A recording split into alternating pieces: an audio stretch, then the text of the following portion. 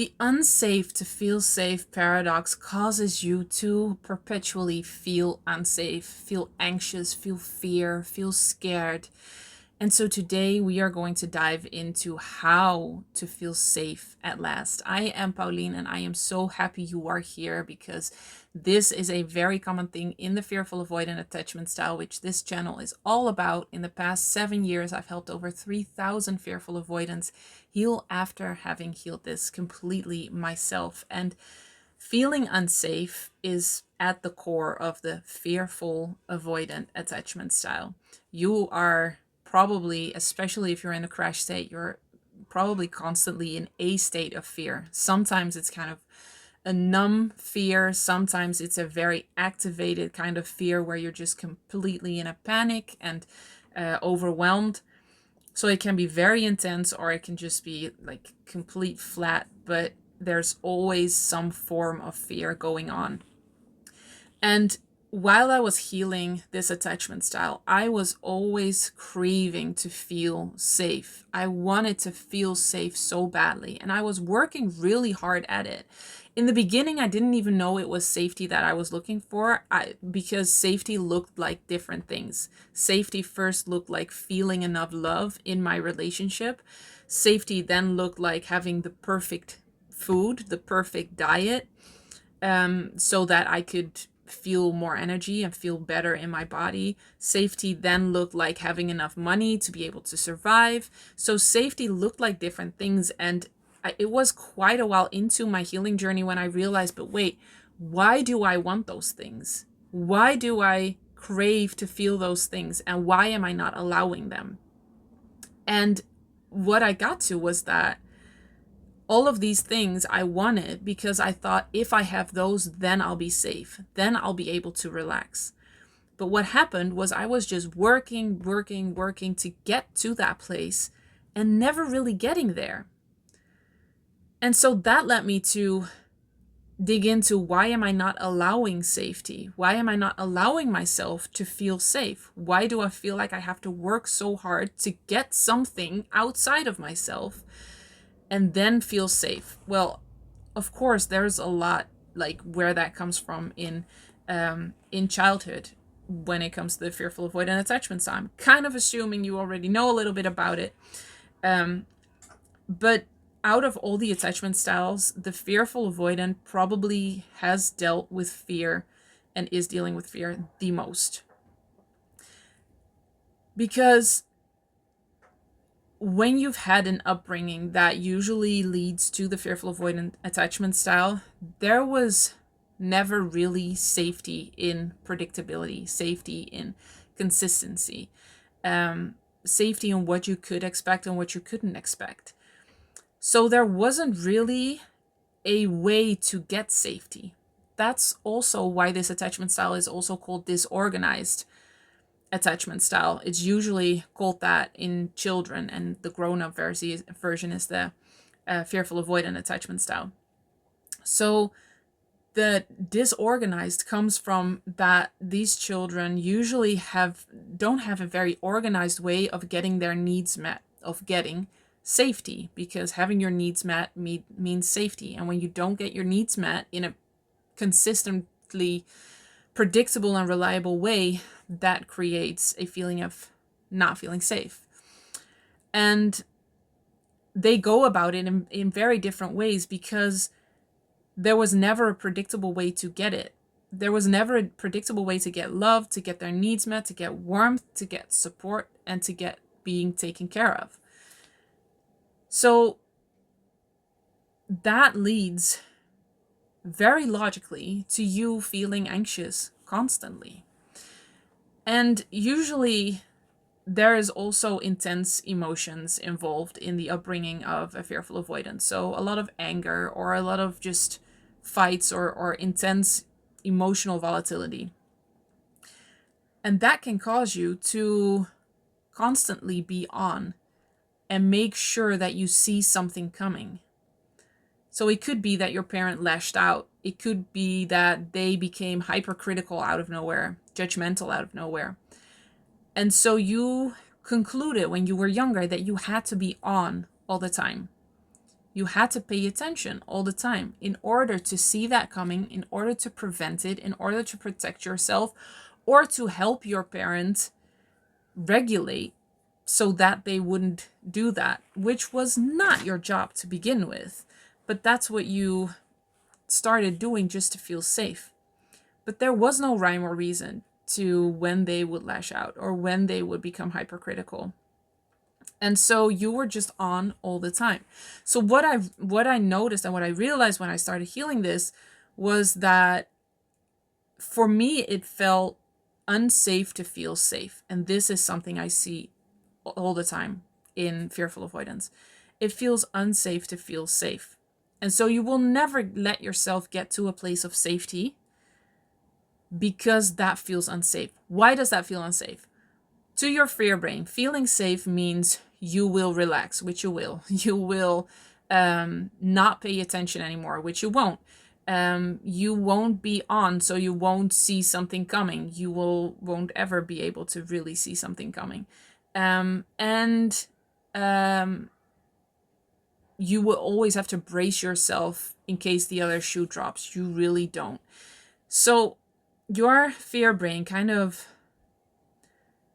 thought all of these things were necessary in order to stay safe. You need to be on and you need to feel a level of unsafety and stress and anxiety to keep you safe. This is why it's a paradox. You think you want safety, but when safety doesn't feel safe, it feels safer to feel unsafe. If you are following that, I commend you. Feeling unsafe in a way feels safer to your fear brain because then you're paying attention, then you're on, then you can check just to make sure. And it feels like being safe is like you're giving it all up, you're not paying attention anymore, and so things must go wrong.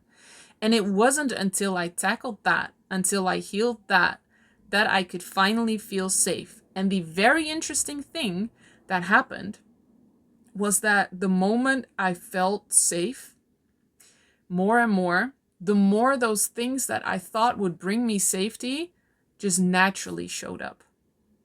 I wanted to feel more love. The more safe I felt, the more love I felt. I wanted to have the perfect diet in order to feel better in my body. The more safe I felt, the better my body felt. I wanted to have more money to be able to be safe. The more safe I felt, the more money naturally flowed in and stayed. So feeling safe really is the first place, which kind of sucks, right? I mean, I remember being aware of this pattern, being aware of that I probably should feel safe first before the external factors would be there. And I very distinctly one time just crying and telling my husband, then boyfriend, that it was just so unfair. I felt so unsafe, so I wanted to get that to feel safe. But then I realized that whenever I got one of those things while I was feeling unsafe, I couldn't allow it in. I couldn't receive it. Because that feeling of not feeling safe, being unsafe, had a function.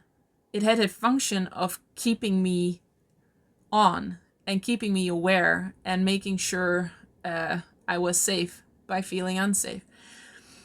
And it does, in the end, it doesn't really make any sense because did you know that we are the only mammals, the only animals pretty much that are able to live in a constant state of fear and anxiety? And we are not being chased by a leopard or a lion. But it feels like that constantly. And that has something to do with the way our brains evolved. But most animals, if not all, they can be in a very scary situation, being chased, actually chased by a predator. And when the threat is over, they have a way of getting rid of all that stress. Usually it's like shaking, doing something with their body, and that gets them back to a state of relaxation. Do you know why? Because in that state of relaxation, they are best able to detect danger. Because when you're in a state of fear, you get tunnel vision. You don't see clearly what is a threat and what isn't a threat. You don't have access to possibilities. You don't have access to solutions the way you have when you're relaxed. So we're the only ones that are in a chronic state of anxiety and fear, and it's not serving us. It's not keeping us safe at all. There is no research that supports that you're safer when you constantly feel scared and afraid. So once I healed that, when I started digging into that, one of the things that came up was the deep pattern of not feeling any support, not feeling any reliable support when I was younger, not feeling taken care of, not feeling like my needs mattered. So it didn't really matter if I would voice them because it could actually be used against me.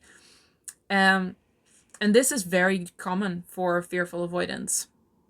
And so when I healed that feeling of it just doesn't matter because my needs won't be met, I won't be supported, I won't be taken care of, that's when I started feeling safe in my body. I got out of the pattern of having to prove myself over and over and over again, doing everything alone and kind of struggling while being strong. That's the struggling but strong sweet spot. That's a different video that you can find on my channel that explains this even more.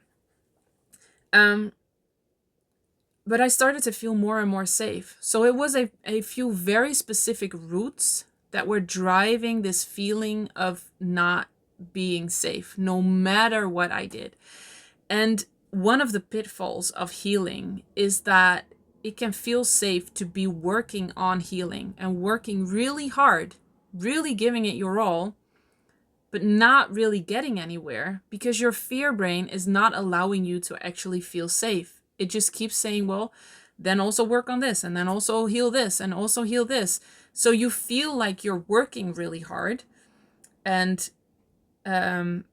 really doing your best to heal and get out of this, but you're kind of like spinning in circles and finding new things to heal and hoping that if I just would heal this one thing, then I'll be safe, then everything will be okay. Whereas when you work directly on the feeling of being safe, that's when you'll start to feel safe. So there's very specific roots and also a very specific way of dealing with the fear brain while doing this. Because as soon as you can show your fear brain that it's actually safer to feel safe, then it won't have as much trouble with letting go and allowing you to feel safe. So that's what you need to know before you work really, really hard at healing and never really getting anywhere. And that's why I made Healed and Happy, the online program that takes you through the very specific roots of the Fearful Avoidant Attachment Style, because they don't make sense a lot of the time. There's so many paradoxes, which is why I love this attachment style also. It's so beautifully complex. But it takes a certain style of healing. So if you found a way to heal, if you have a therapist and you're like, I'm good, I'm so happy for you, and keep doing that. If you're like, I just want more, I really want to feel safe, and I want to get to those specific roots, Healed and Happy is here. You can find the link in the description below. But just know, whatever route you take, that working on feeling safe really is one of the core things in healing the Fearful Avoidant Attachment Style, because otherwise you will keep finding yourself in a pattern of checking, of being on, of not allowing yourself to relax, of always feeling like you need to do something to be safe instead of just being safe. And you can heal this, and feeling safe will feel better than you can now imagine, because you probably haven't really experienced that. yet.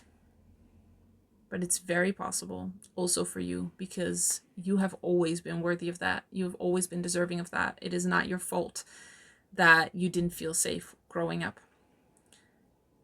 So we're just going to heal it. Let me know in the comments below whether you recognize this, whether this was valuable. As always, I am so happy you are here, and I will see you in the next one.